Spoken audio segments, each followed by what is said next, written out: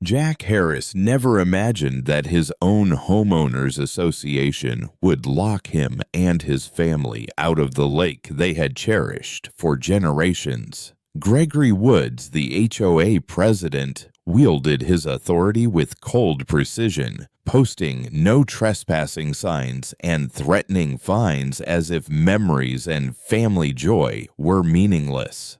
But then Jack discovered an unexpected opportunity through the very system they tried to control, turning the tables in a daring, unconventional way. And just wait to see how this twist unfolded, and why justice, in the end, prevailed over those who tried to deny it.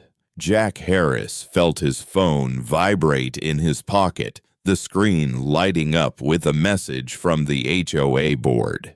At first, he thought it might be some routine reminder about fees or maintenance schedules, something mundane he could dismiss without much thought. But the words on the screen hit him like a punch to the chest.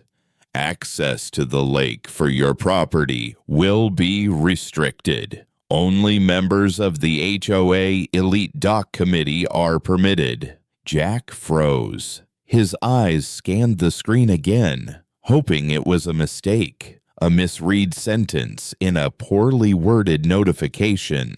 But the reality sank in like a stone in deep water. The lake wasn't just any lake. It had been a cornerstone of his family's summers for generations. His parents had brought him here as a boy, teaching him to paddle, to cast a fishing line, and to sit in silence under the shade of the old oaks by the water's edge. Now, suddenly, some group of self-appointed gatekeepers was telling him he couldn't set foot on land that had been part of his family story for decades. Anger surged through him like wildfire. How could this be happening? Who gave them the authority to decide whose family memories counted and whose didn't? He imagined his kids' faces, bright with excitement, as they ran toward the water, their laughter carrying across the lake like music. That laughter, he realized, was being threatened, replaced by the cold, rigid control of rules written by people who had no connection to the place.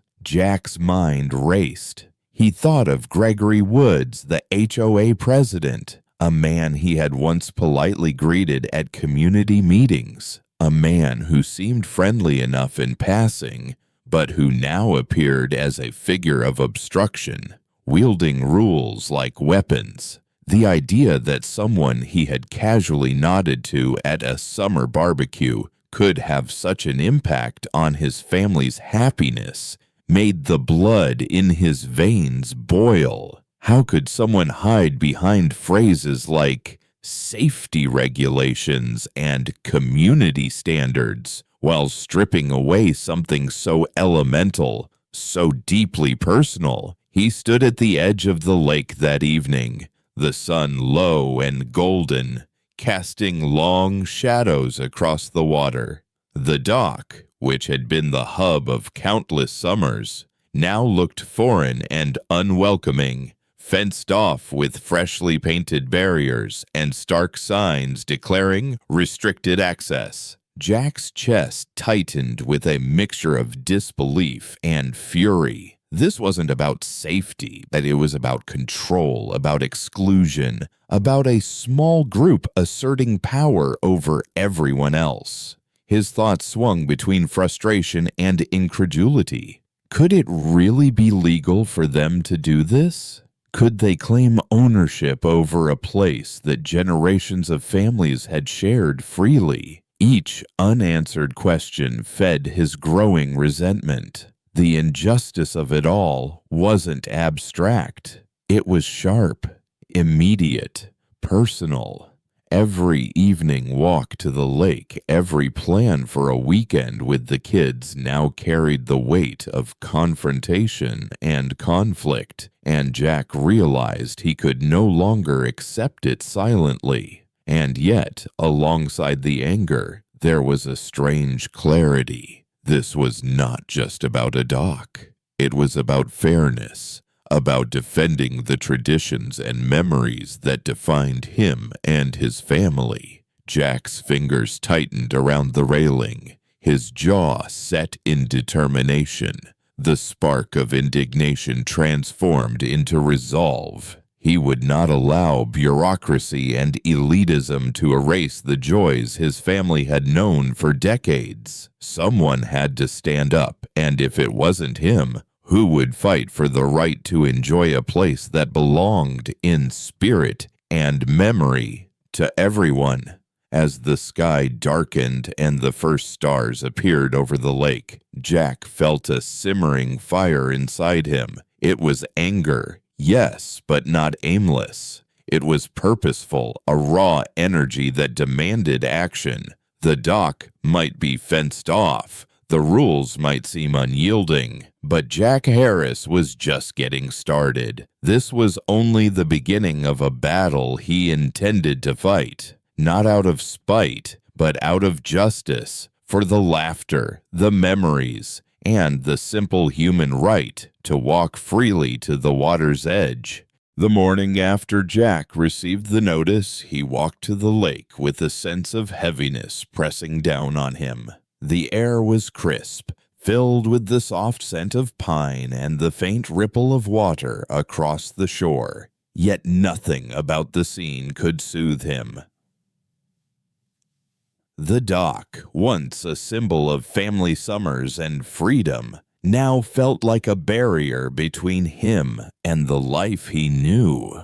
Freshly painted, no trespassing signs gleamed in the morning light, and the heavy chain across the gate seemed almost mocking, a tangible reminder of how completely his world had shifted. Gregory Woods, the HOA president, had turned the abstract threat into a concrete reality. Jack's fury at the initial notice had deepened into a gnawing ache as he realized that this wasn't just a warning.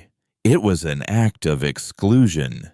It wasn't only the dock that was now off limits. It was the joy of teaching his kids to fish, of paddling quietly at dawn, of sharing the familiar rhythm of the water that had been part of his family for generations. With each locked gate, each posted sign, Jack felt as though someone was systematically erasing pieces of his family's story. He returned home, trying to focus on work, but the image of the dock haunted him. Every email pinged with reminders of obligations he now felt less eager to fulfill. Conversations with friends and neighbors became tinged with frustration as he realized how many of them had either accepted the restrictions or were too intimidated to challenge them. Some offered casual advice. Maybe just let it go, Jack. It's not worth the fight. But the thought of surrendering the dock, the memories, the tradition, made Jack's chest tighten. Let it go. He couldn't. Every fiber of him resisted the idea that some committee could dictate what his family could or couldn't enjoy. Each morning, he returned to the water's edge, staring at the empty space where his children used to launch their kayaks. The silence there was deafening. The birds still sang. The wind still rustled the trees, but the laughter that had always marked this place was gone. It was as if the world had collectively decided that his family's happiness was expendable. That sense of personal loss turned his anger into a deeper, more painful awareness. This wasn't just a dispute over property lines. It was an assault on everything he valued, an infringement on shared joy and the simple human need to connect with nature. At night, the ache followed him home. He lay awake thinking about the summers past, the games of catch on the shore, the picnics by the water, the quiet evenings when the lake reflected the stars above. The injustice felt relentless. It was inescapable. It shadowed every plan, every moment of quiet reflection, gnawing at him like a persistent echo he could not silence. Jack realized that this pain wasn't just emotional, it was a kind of tether holding him in place, refusing to let him move on until some form of resolution was achieved. And yet, amidst the sting, there was a simmering clarity. Jack began noticing the small ways this pain revealed the character of the people around him. Some neighbors had quietly supported him, offering words of encouragement or recounting similar experiences. Others had withdrawn, unwilling to challenge the authority of the HOA. This contrast made the injustice feel even sharper, but it also sharpened Jack's sense of purpose. The world might have turned against him in this specific instance, but he understood now that action, courage, and persistence could still define the outcome. The pain, though heavy, became a kind of anchor. It reminded Jack why he cared so deeply, why he couldn't simply walk away, and why the fight mattered far beyond himself. This wasn't just about a dock. It was about preserving the dignity of shared experiences, about defending the intangible heritage of family and community. Every pang of loss, every pang of helplessness only strengthened the quiet determination building inside him. Jack Harris knew one thing with absolute certainty. He would not allow this injustice to stand unchallenged. The lake and the memories it held were worth fighting for. Jack's mornings by the locked dock had begun to feel unbearable. Yet life has a way of introducing unexpected possibilities when despair seems at its peak. One late afternoon, while discussing the situation with a few neighbors at a local coffee shop, he met Morgana Clark, a sharp, unflinching attorney known for taking cases that others deemed too complex or hopeless. From the moment she listened to Jack's story, her eyes lit up with a rare kind of determination. Unlike the advice he had heard from friends to simply let it go, Morgana saw a path forward, one that demanded careful planning, courage, and persistence, but which might actually restore what had been taken. Morgana suggested an unconventional approach. "The HOA isn't invincible," she said calmly, flipping through a sheaf of public records. "Sometimes, if they run into financial trouble, their assets, including the dock and surrounding land, are sold at auction. That's our way in." At first, Jack was skeptical. It seemed almost too good to be true. A narrow and fleeting window of opportunity in a situation that had felt completely closed. Yet, as Morgana laid out the legal framework and cited precedents, hope began to take root. For the first time in weeks, he allowed himself to imagine a future where his children could paddle across the lake and cast fishing lines from their family dock once again. The next days became a whirlwind of preparation. Jack and Morgana meticulously combed through HOA financial statements, auction notices, and property records. They studied every clause in the HOA bylaws, every past transaction, and every potential obstacle. Jack was amazed at how much complexity lay behind what he had assumed was a simple community board. Each discovery, each detail understood, added a layer of confidence and a sense that justice wasn't a vague concept. It could be something tangible, something they could achieve if they played their cards wisely. At the same time, Jack began gathering funds and strategizing the auction. He contacted family and close friends, explaining the plan not as a gamble but as a fight for fairness and memory. People responded with generosity and encouragement, each contribution and message of support reinforcing that this wasn't just his battle alone. Even the hours spent poring over legal documents felt empowering.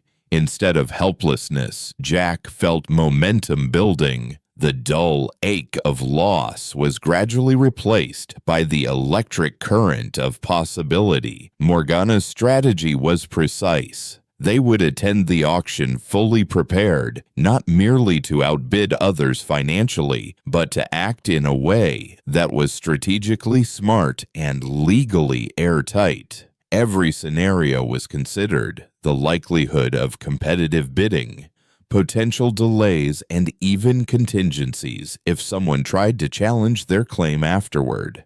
Jack realized that hope was not passive. It was earned through diligence, patience, and courage, and this preparation became both a shield and a source of growing confidence. As the day of the auction drew near, Jack felt a spark inside him that he hadn't experienced since the dock was first closed off. The spark was a quiet but undeniable certainty that fairness could be restored, that the lake was not lost forever. Sitting in Morgana's office, surrounded by neatly organized notes, legal forms, and spreadsheets, he allowed himself to picture his family returning to the water, the laughter of his children echoing across the lake, the gentle slap of oars against the rippling surface, the smell of fresh pine and warm sun on the shore.